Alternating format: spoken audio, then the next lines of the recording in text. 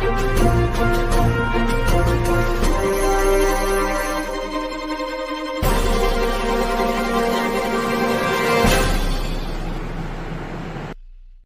علیکم، میں ہوں آپ کا ہوسٹ ایان۔ ابھی میں اس بار آیا ہوں چڑیا گھر کے مین گیٹ پہ کھڑا ہوں۔ مجھے ایک میرا دوست ملا، آئیے ان سے پوچھیں کیوں پریشان ہے۔ السلام علیکم سر، ہم لوگ آئے تھے چڑیا گھر گھومنے کے لیے، وزٹ کرنے کے لیے کافی دور سے۔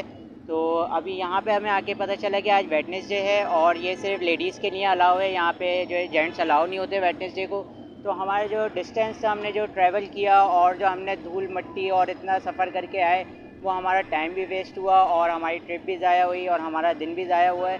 تو میری مرتضیٰ وہاب صاحب سے ایک درخواست ہے کہ ہمارے نارتھ کراچی کے اندر بھی ایک چڑیا گھر کھلوایا جائے تاکہ ہم لوگوں کو اتنی دور ٹریول کر کے پریشان ہو کے نہ آنا پڑے، ہم لوگ اپنے گھر کی طرف بھی ان چیزوں کا لطف اٹھا سکیں، خوش ہو سکیں۔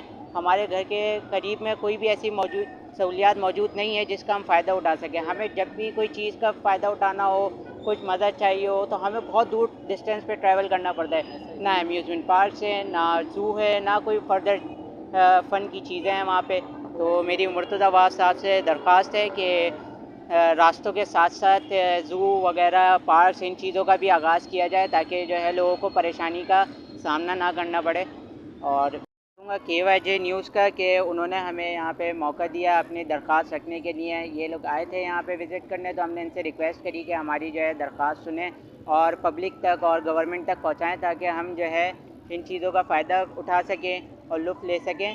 اور انہوں نے جو ہے، میں اپریشیٹ کرتا ہوں کہ یہ لوگ جگہ جگہ جا کے ایسے مسئلے مسائل کو جو ہے اجاگر کرتے ہیں اور پوائنٹ آؤٹ کرتے ہیں تاکہ ان کے اوپر کام کیا جائے۔